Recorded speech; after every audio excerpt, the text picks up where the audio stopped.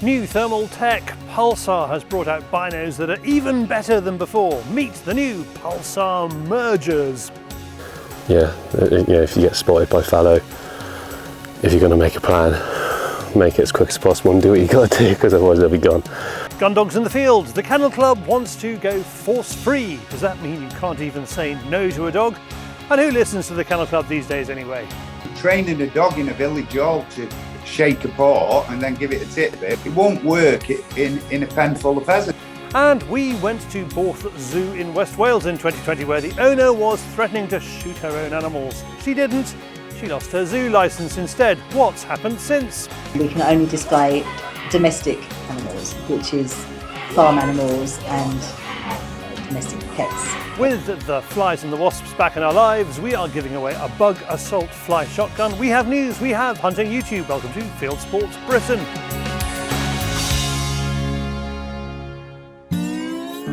Fish in a barrel, falling off a log, fallow in a large herd displayed on the screen of your thermal spotter. Which is the odd one out? Deer stalkers will know that the first two mean easy peasy, like taking candy from a baby. Tom Davis of Dartmoor Deer Services is about to demonstrate that the last one is hard. I've got a good size herd of fallow here. It's about 15, 20. Well, you can hear them all running off. Happily, this is a target-rich environment. We spook one herd, but there are more. So we've got a herd here and a Durham fawn down to my left here, but there's another herd that's just appeared from behind the hedge, which are running down the track at the moment and heading towards a nice bigger field. So just seeing which direction they're heading. I've already spotted a pricket amongst those with just using the merger. The clarity I can tell straight away. So yeah, we'll hopefully stalk down and see if we can get onto those. What's our range now? We're at 240 metres. One tube of the new Pulsar merger spotter does the thermal job. The other tube does the range finding for you. Range finding by eye in the early morning gloom is difficult, so having a device that does both jobs makes life less tough for the working stalker. Well, we don't need to stalk down. They come to us. We're treated to a pair of them walking almost up to us. For them, the wind is in the wrong direction, until they hear a tiny movement from us and they are off.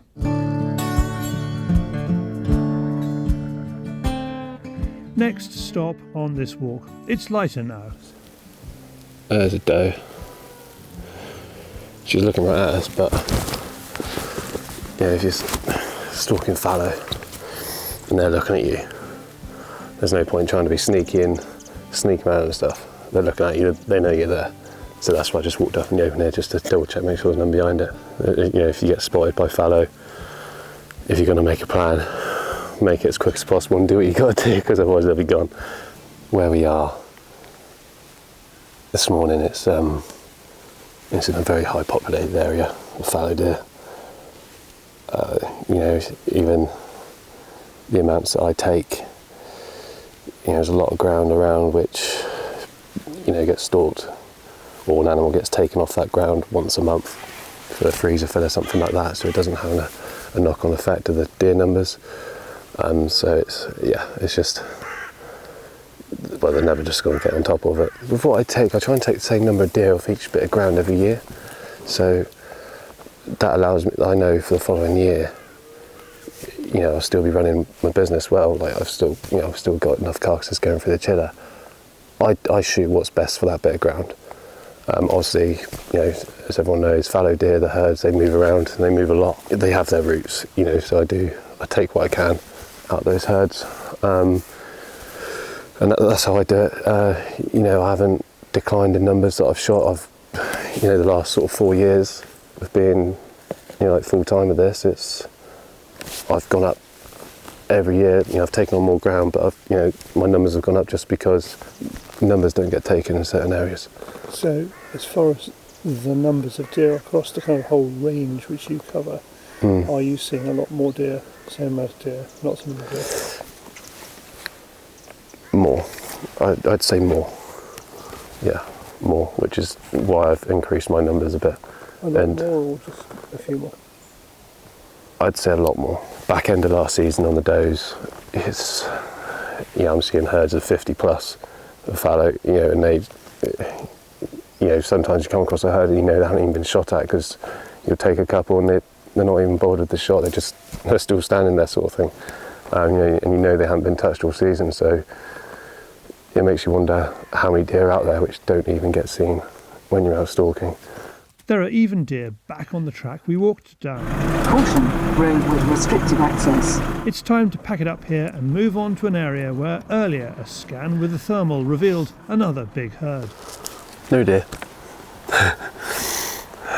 Not quite no deer. There are a couple which, just like their cousins down the road, spot us and make a dash for it. We're in a pretty big field here. Yeah. What did it look like this morning? So when I glassed, I was about, I think it said 1,130 something metres. So at first I said, yeah, heard a deer there. Then, when I was looking, sort of just doing a quick count in my head, I was like, that could be cows actually. But no, it's definitely deer, and the field was absolutely full. Last place to look, and the thermal reveals a buck in woodland. This time, Tom reckons he has a chance. They tend to travel through here a lot. Doesn't hold many does, but yeah, the bucks travel through here. Last week there was a herd of about 25-ish out in the field, so yeah, hopefully we got some bucks in here for us. He stalks in carefully, but the deer's frequent disappearing act is beginning to get to him. They were just here, tied to the tree, but they must have snapped the rope. Then his luck changes, and Tom knows he's in with a chance.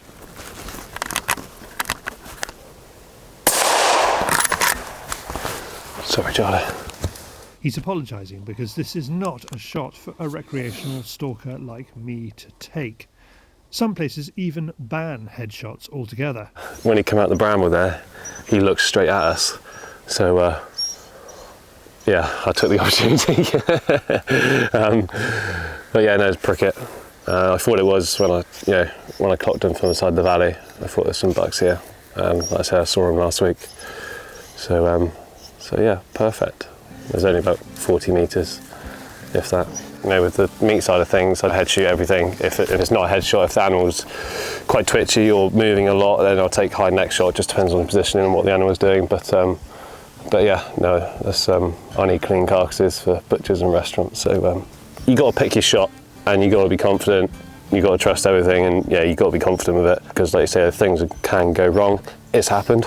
We're all human. It's deer moves. You slip or accidentally pull a shot. It happens. In the first 3 weeks of the season, I'd done 51 carcasses through the chiller.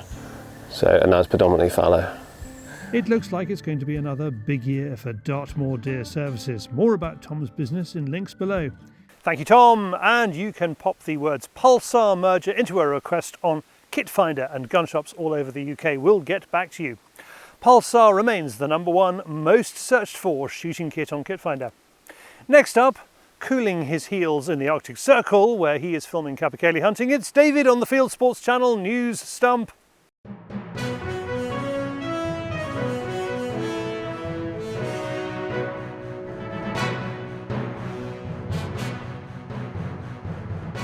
This is Fieldsports Channel News. The Westminster Government's deer consultation for England falls short of the mark and lacks substance. That's the judgment of BASC, which says the strategy treats deer as pests and wants to eradicate them. BASC says the consultation wants changes in the deer laws, most of which are already working well. It does not support the removal of the need for a licence to shoot deer at night, the proposal of mandatory tests for all stalkers without reason, and adds that there is little to bolster the venison market. The consultation closes at the beginning of September, with DEFRA Minister George Eustace likely to be replaced shortly afterwards. Link in the description below. The Countryside Alliance is making a formal complaint to the BBC about Chris Packham for encouraging criminal behaviour. Packham supported SABs who blocked Ian Botham's grouse shooting. Members of the Hunt Saboteurs Association claim they demonstrated on Snailsden Moor in the Peak District on the 16th of August, when Lord Botham and his party were preparing to shoot. SABs say they disrupted the shoot by sitting in front of vehicles. On Twitter, the BBC TV presenter complimented them, saying, "Top work." Police arrested one of the antis on suspicion of carrying a bladed article. The Countryside Alliance accuses Packham of supporting masked thugs. The UK government has announced what it describes as its toughest targets yet for water companies to tackle sewage spills. The plan requires the companies to invest £56 billion over the next 25 years to combat the problem of storm sewage discharges by 2050. Paid for by customers, the investment is to treat sewage before it's discharged into storm overflows. Firms that do not meet the targets will have to charge customers extra so they can pay fines, or charge extra so they can refund money to customers. Liberal Democrats have criticised the plans, claiming the targets are flimsy and saying by 2030 there'll be 325,000 sewage dumps on British beaches, rivers, lakes and streams. Police are investigating after SABS captured a film of what could be an animal released to hounds. The video doesn't show what animal is released. Avon and Somerset police say a man in his 20s attended a voluntary interview in relation to a report of allegations of illegal hunting. The British Hounds Sports Association says the Masters of Foxhounds Association was made aware of the serious incident involving the Sevington hunt. The MFHA unequivocally condemned this behaviour, which was wholly unacceptable and would not be tolerated by any of the hunting associations.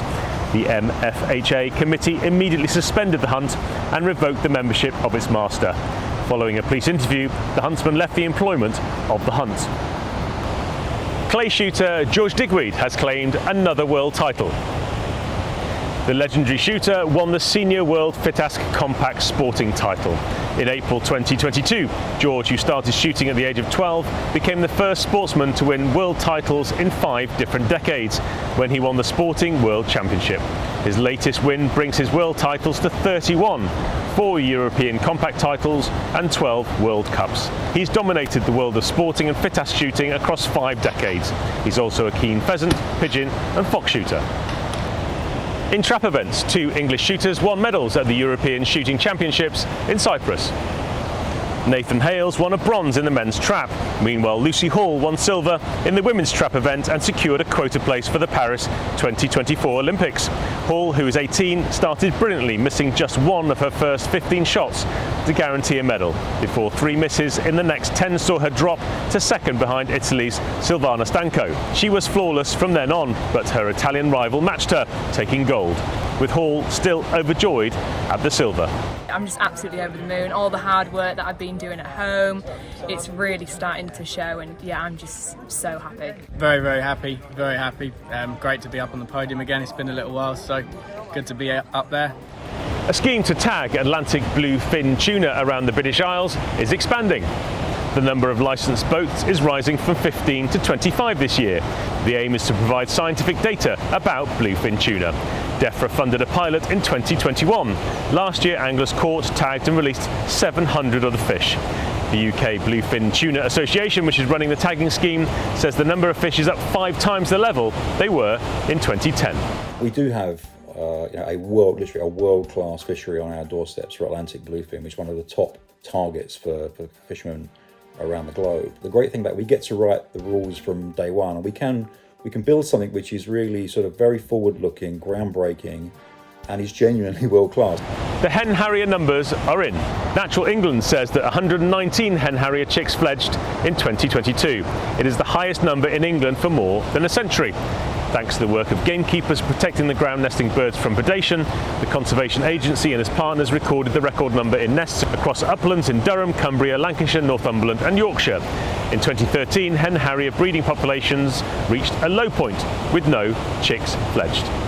There's a new group of Chinese people in the UK who want to go shooting. The British Chinese Shooting and Hunting Alliance, or BCSHA, held its first event, a rifle range day at Paul Childley's ground in Bedfordshire. It has a WeChat group that aims to organise events for the 124,000 Chinese nationals who live in the UK and want to try shooting sports. It might be an average to good year for grouse in the UK, but the Norwegians are worried. A decline in the grouse population in southern and central parts of the country, especially in the mountains of Trondelag, has led to the cancellation of the mainly walked-up shooting that Norwegians enjoy. Among bright spots, the north of the country has the highest bird density since the mid-2000s. Thanks to Per Holmseth for the story. The Irish shooting season starts as normal on the 1st of September 2022, but next season could see birds removed from the quarry list. The Irish government warns it is carrying out a consultation on the likely removal of certain species. Minister for Heritage Malcolm Noonan, who is from the Green Party, says it is very likely there could be changes to the order for the 2023-24 season. And finally, as the grouse season gets underway, one staggy was lucky enough to bump into a group of gamekeepers. The young animal was stuck in a peat bog in the Angus Glens in north-east Scotland. 3 gamekeepers pulled it out. After 10 minutes of rest, it got up and ran off. A Facebook group from the Angus Glens Moorland Group says, "Not all heroes wear capes. Sometimes they wear tweed." You are now up to date with Fieldsports Channel News. Stalking the stories, fishing for facts. Buying shooting kits? Then head to Kit Finder and our team will help you find the right product at a fair price from dealers all over the UK. Kit Finder, the shooting kit comparison website. Now a word from Robbie Shedden at Scottish gun shop Cluny Country. In September, we're doing a micro game fair. It's all about getting hands-on products. We're getting all the major brands: Swarovski, Pulsar, Zeiss, Leica, Blaser, Sauer, Mauser, Benelli, Seiko, Tikka, all big brands that we specialise in, but it's about having everything together. Everyone is welcome, locals, people from afar will have food on, coffee. It's all about getting products in people's hands so they can compare and contrast, talk to the guys that know everything about these and see what takes their fancy. Thermal? Can I play with thermal? Thermal, definitely. Can I pull a trigger? Yes, you can. The day before, the Friday before, there will be some demonstrating shooting, yes. Thanks, Robbie. Now, all gun dogs are paragons of obedience and have a robotic ability to deliver shot birds from hundreds of metres without looking once to left or right. That is, of course, the case on shoots where pigs fly, not pheasants. But we would love it to be so. How you train your dog is a matter for some debate. Steve Moran has been training dogs for more than 30 years. He works with dogs from all over the country at his kennels in Cheshire. He worries that working gun dog trainers will give up on traditional techniques in favour of reward-based training. It means trick for treats. It means train your dog like a circus animal. All this has come, history is a wonderful thing because you can draw off it, yeah? And where they're getting these ideas from is circus trainers in America. It's on YouTube. Everything's on YouTube. Monkey see, monkey does. So now they're pretending that they've invented the wheel. The question is about what is or what isn't defined as forced training. For gun dogs, Steve reckons that reward training can't replace the whistle. With gun dogs, we use communication through the whistle. So a low peep, peep, peep, peep, that's everything that's okay. If you went peep, peep, peep, the dog would know through the tone of the whistle whether you were all right or come back here quickly. How can you do that with a titbit? Training a dog in a village hall to shake a paw and then give it a titbit, it won't work. It won't work in a pen full of pheasants. The Kennel Club has a network of trainers it accredits. It promotes dog training using kind, motivational methods and positive reinforcement only.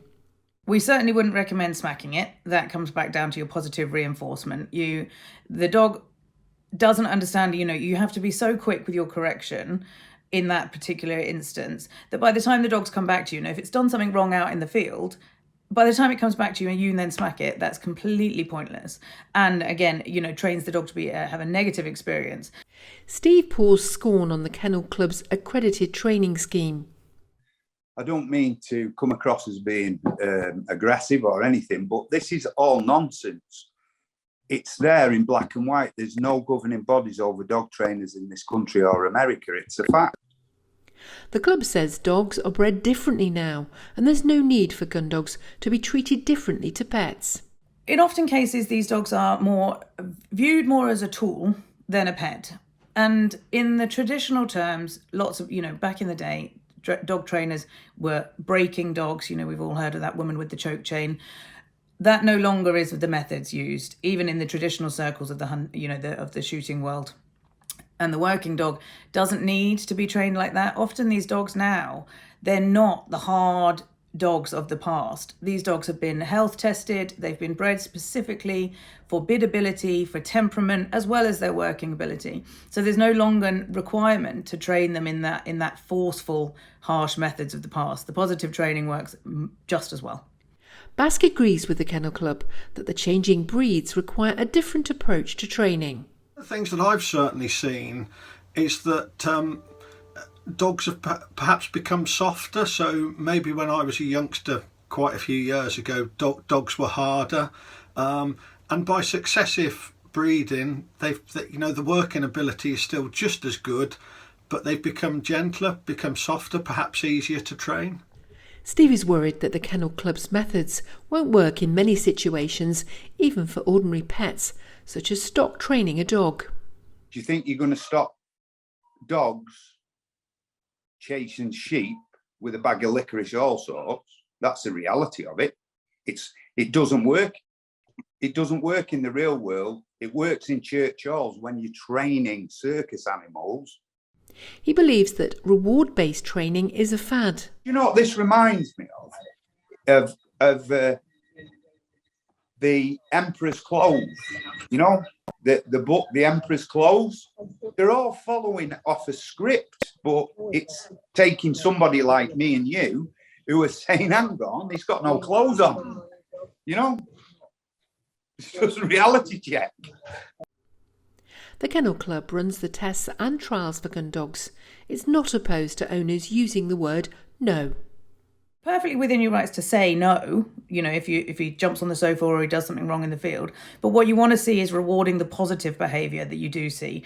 You know, like I said before, they learn through repetition. And if you find that the dog's not achieving something that you wanted to achieve through one particular channel, try something different. Like I said, the play sports, for example, with the Spaniels are a really effective tool of teaching them left and right, rather than the more traditional methods, which would have been to put a tennis ball out there, or, you know, you can use a variety of tools. You always do well, you'll always do better with the dog that wants to work for you.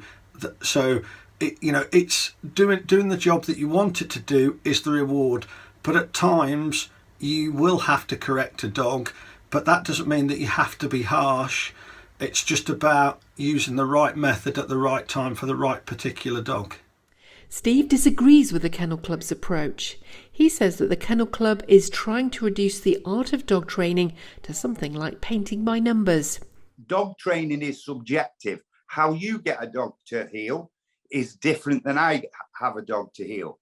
We can't be this pigeonholed because it's like painting. It's an artistic thing. You know, you're either born a gun dog trainer or a dog trainer.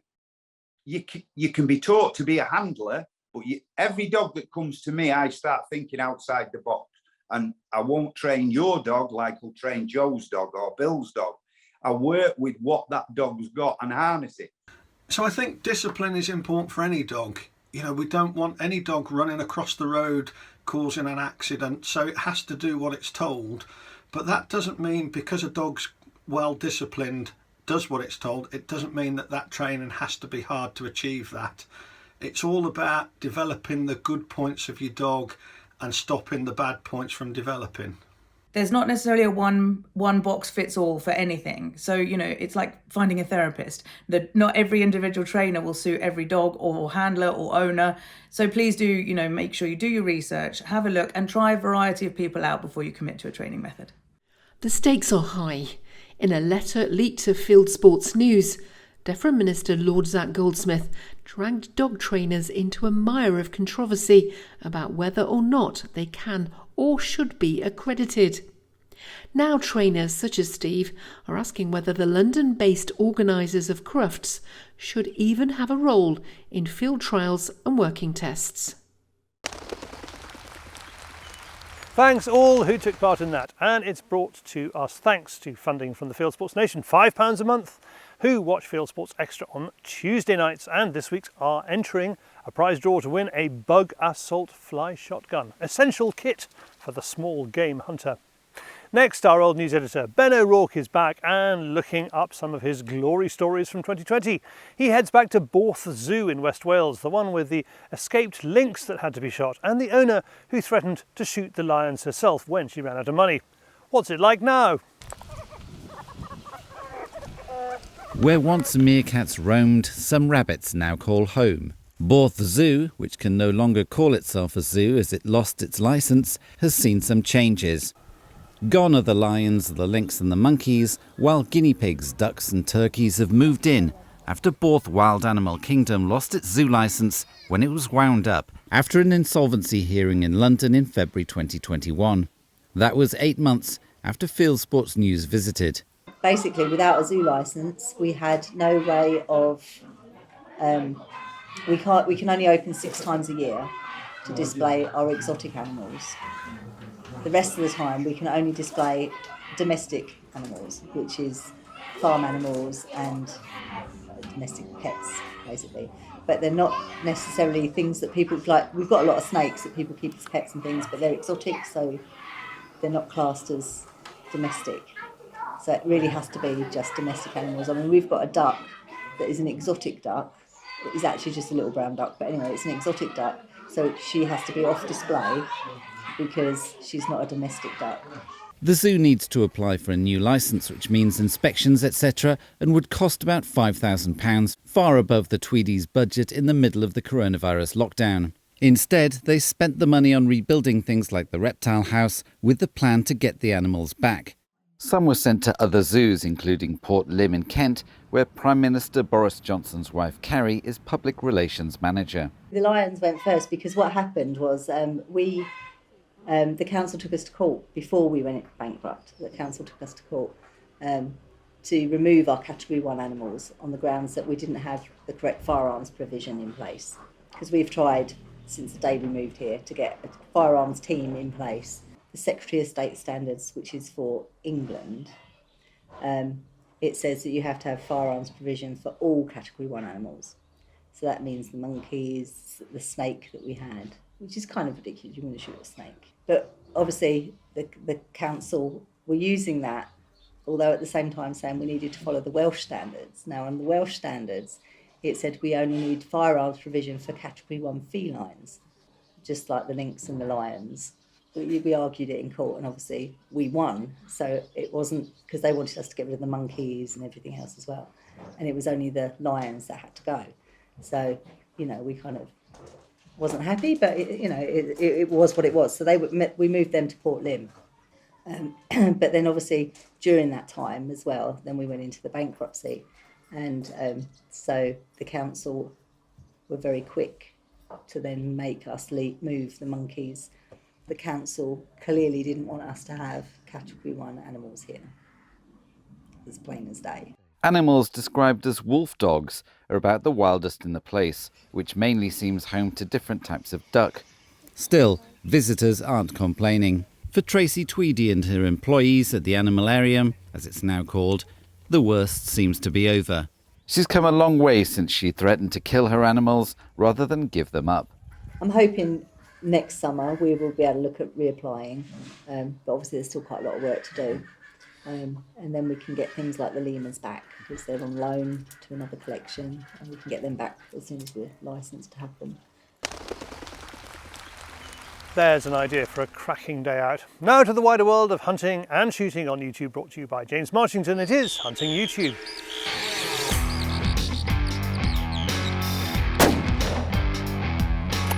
This is Hunting YouTube, which aims to show the best hunting and shooting videos that YouTube has to offer. Scotland's regional moorland groups have launched this new weekly series, with gamekeepers from different generations talking about their passion for the job and the wildlife and the problems they face day to day. There's no hunting in this documentary trailer from KFD Belgium, but it's worth a watch, simply for the beautiful slow-motion shots of wildlife. Here's a new hunting channel from Poland with English subtitles. They've made 11 episodes already, including this one that features wild boar, red deer and roe, with a tremendous battle between 2 roebucks. Knife maker Alan Johnson from Dane and Blades is on a roe stalking adventure in Scotland. He's filming himself, which is no easy task, so full marks to him for getting it all on tape from 2 different camera angles. Next up, a YouTuber who calls himself The Row is out after Fallow in Kent and has a successful early morning stalk. Mark Yaler's latest offering is this outing in late August with his Ticker 22-250 and Sightmark Wraith scope. He bags a few rabbits and a bonus fox. John from Bailey's Shooting and Countrywear continues his very thorough rifle reviews with a look at the traditionally styled Haenel Jaeger NXT straight pull in 30-06, shooting some tight groups with ballistic tipped copper ammo. And finally, forgive me for including the dreadful BBC's Country File, but Clint and Devon Estates, who are featured in this clip, point out this is actually a fairly balanced and sensible look at the grey squirrel problem. That's it for this week. We've put all these films into a playlist for you. Click on the eye symbol top right or check this film's description. If you have a YouTube film you'd like us to pop into the weekly top 8, email Charlie the link, charlie@fieldsportschannel.tv.